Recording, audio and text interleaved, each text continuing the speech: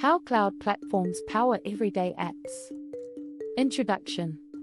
Your favorite apps don't live on your phone.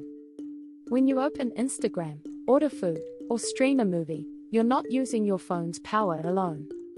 Behind every tap, scroll, and click, cloud platforms are doing the heavy lifting. Let's see how. What is the cloud? The cloud powers the digital world. Cloud platforms are massive networks of servers located in data centers worldwide. Instead of companies buying and maintaining their own hardware, they rent computing power, storage, and services from cloud providers like AWS, Azure, or Google Cloud. This makes apps faster, scalable, and always available. How apps use cloud computing. Every action sends data to the cloud. When you post a photo, send a message, or search online, your app sends data to cloud servers.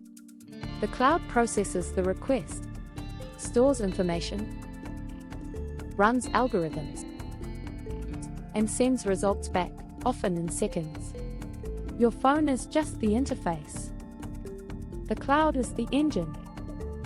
Scaling for millions of users, handling traffic spikes. Imagine millions of people using an app at the same time.